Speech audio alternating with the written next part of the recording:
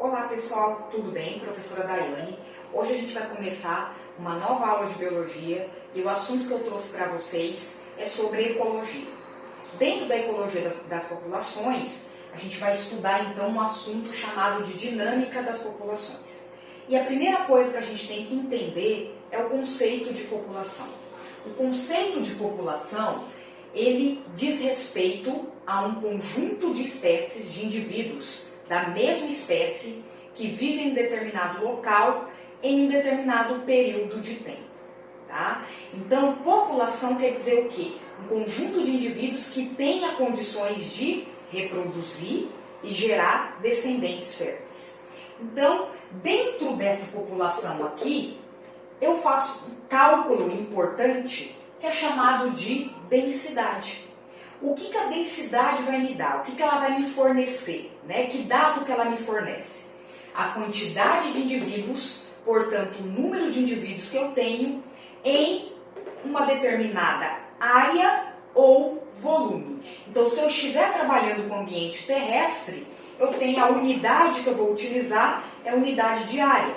Então, metro quadrado, quilômetro quadrado. Ou, se eu trabalhar no ambiente aquático, né, eu utilizo, então, metros cúbicos, geralmente. Correto? Bom, então eu vou dar um exemplo. Eu vou calcular a densidade, por exemplo, de capivaras que vivem no Parque das Nações Indígenas em janeiro, fevereiro de 2020. Então, eu tenho ali um intervalo de tempo, né, vai de janeiro até final de fevereiro, correto? E, além de eu ter esse intervalo de tempo, é importante também eu definir qual é o local de estudo. Tá? Então, eu vou estudar especificamente as capivaras que vivem no Parque das Nações Indígenas. Se eu estudar, por exemplo, as capivaras que vivem em um outro parque, né, da capital, vai me dar um valor completamente diferente. Por isso que é importante eu definir o local e o tempo de estudo. A partir daí, eu vou ter um dado chamado de densidade. Essa densidade, pessoal, se eu for estudar, por exemplo, as capivaras no ano de 2018, em janeiro, fevereiro de 2018, provavelmente eu vou ter uma densidade diferente, correto? Então, isso me dá o quê? Me dá uma curva de oscilação. Se eu estudar ali em determinados períodos a quantidade de capivara que eu tenho nesse parque, vai me dar um gráfico. E esse estudo, então, é chamado de dinâmica das populações. Então, esse dado aqui, esse conceito, é muito importante. O que faz essa densidade variar? Como eu disse para vocês, né, dependendo do intervalo de tempo e dependendo do ambiente que eu faço esse estudo, esse dado aqui para mim, ele muda, correto? E o que interfere nessa densidade? Bom, o que vai interferir é a taxa de natalidade, ou seja, o número de indivíduos que nascem nesse local, por exemplo, o número de capivaras que nascem nesse Parque das Nações Indígenas, a taxa de imigração, entrada, né, de animais, entrada de capivaras nesse parque, a taxa de mortalidade, né, ou seja, quantas capivaras morrem nesse período de estudo, e a taxa emigratória. Emigração, então, vem de saída, né? Vocês estudam bem esses dois termos lá na geografia. Então, todos esses fatores aqui, eles interferem nessa taxa aqui de densidade. De que maneira esses fatores interferem? Vamos dar uma olhadinha aqui? Eu tenho 3 situações possíveis. Quais são essas 3 situações?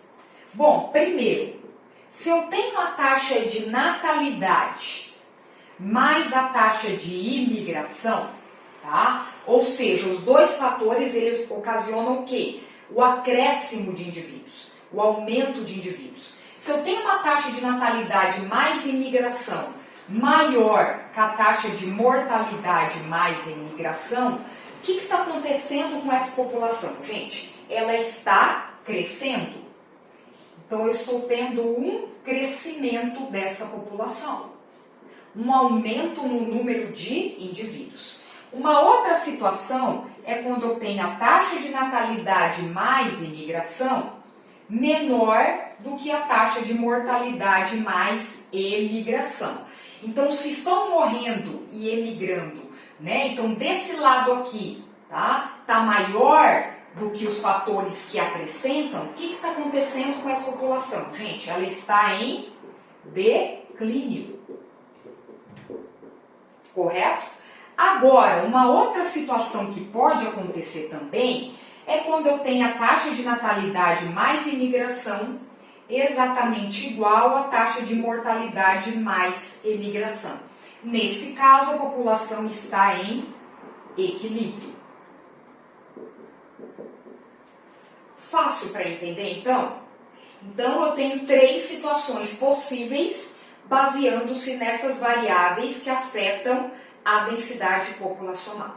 Tudo bem? Pessoal, continuando então com o nosso assunto, nós temos lá 2 curvas de crescimento possíveis em relação a determinadas populações. Eu tenho a chamada curva em crescimento em S, que é o primeiro caso aqui, é o primeiro gráfico que eu apresento a vocês, e a curva em crescimento em J, tá? Que é esse segundo caso. Então, lá no primeiro caso, o que está acontecendo? A curva em crescimento em S, pessoal, é a curva mais comum que a gente encontra no nosso ambiente, correto? Então, os seres vivos, a maioria deles apresentam uma curva em S. Como que acontece essa curva? Olha só. Primeiro momento, eu tenho um crescimento lento, tá? Por que nesse primeiro momento aqui, eu tenho um crescimento lento da população? Porque ela está ocupando esse ambiente. No começo, quando ela ocupa esse ambiente, eu tenho poucos seres vivos ainda, tá? Então, ela vai ocupar espaço, ela vai começar a se reproduzir. Então, é um crescimento lento, tá? O início tem um crescimento lento. Depois, o que vai acontecer? Eu tenho mais ou menos aqui, ó, essa população, ela vai atingir um crescimento muito mais abundante, muito mais acelerado. Como que eu chamo esse tipo de crescimento aqui? Crescimento exponencial.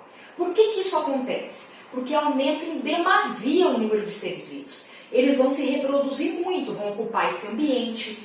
Ainda existe nesse ambiente alimento suficiente, água, existe espaço. Então eu tenho um crescimento rápido desses seres vivos.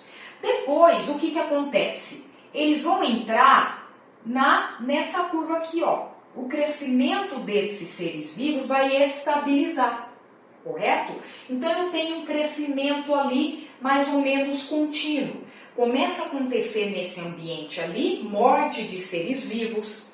Os seres vivos começam a competir, né, por alimento. Então eu já tenho certo controle populacional.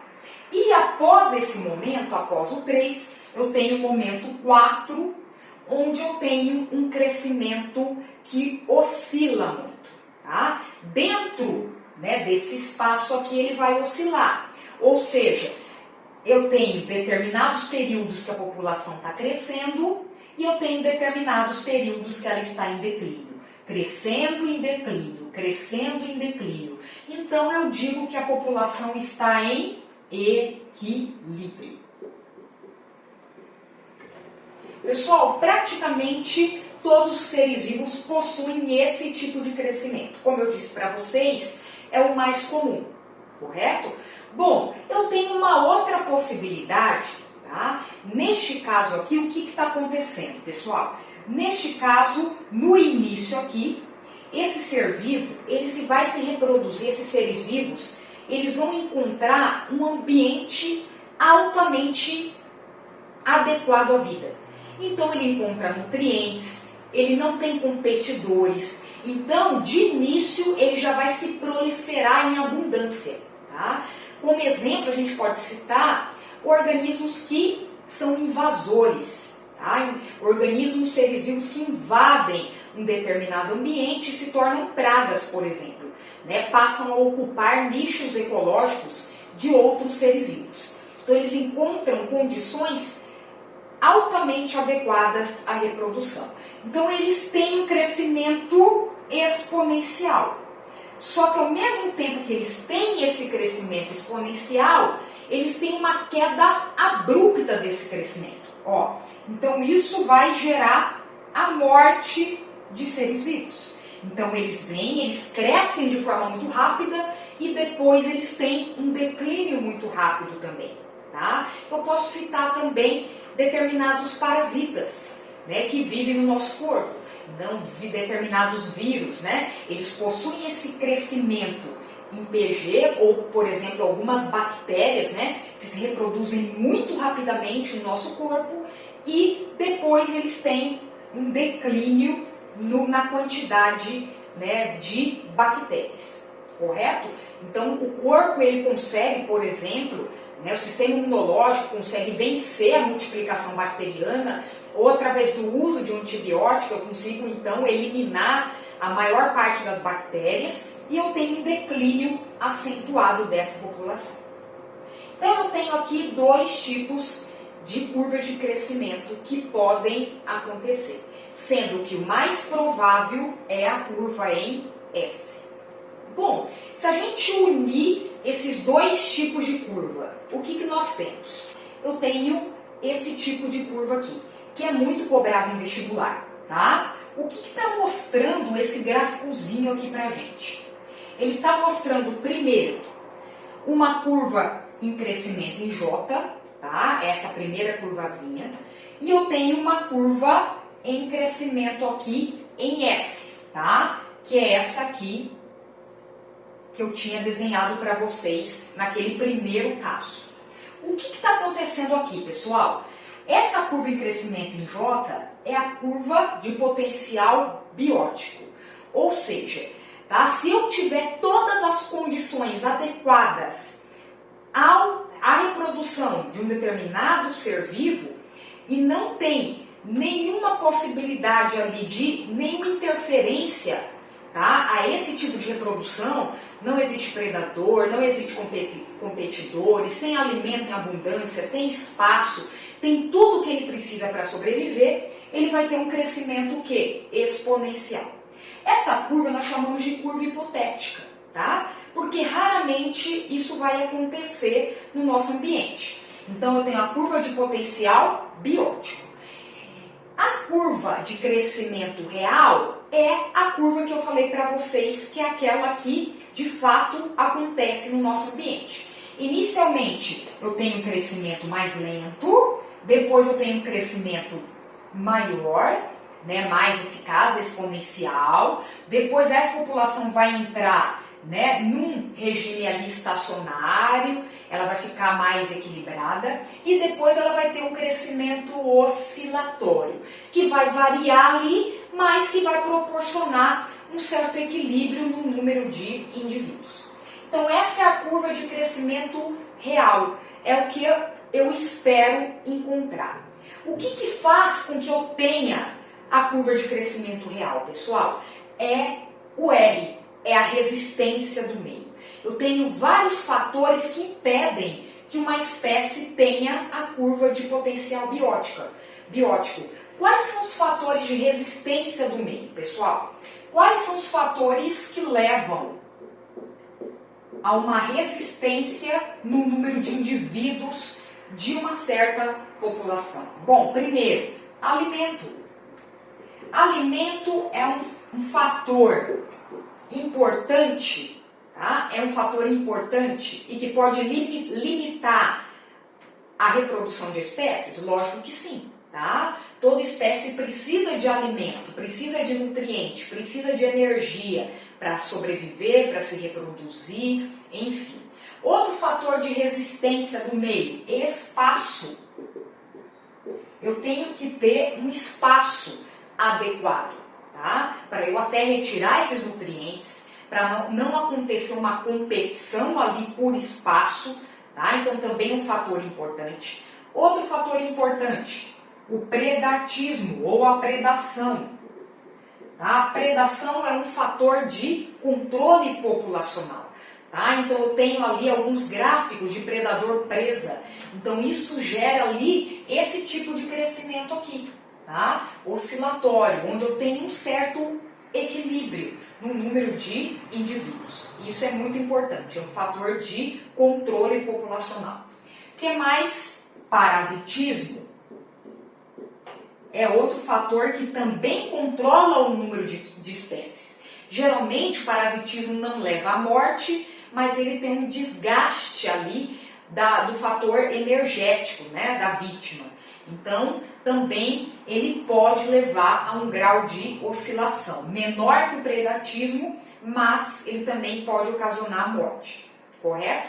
E o clima também, eu posso citar como um outro fator que também leva à oscilação no número de indivíduos e um certo controle no número de espécies.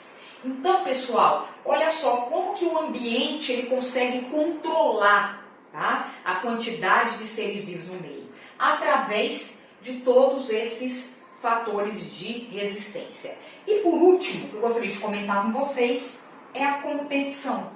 A competição é outro fator que também limita a quantidade de indivíduos, tá? E ela pode acontecer tanto entre indivíduos da mesma espécie, quanto indivíduos de espécies diferentes. Tudo bem? Qualquer dúvida, entre em contato. Um abraço!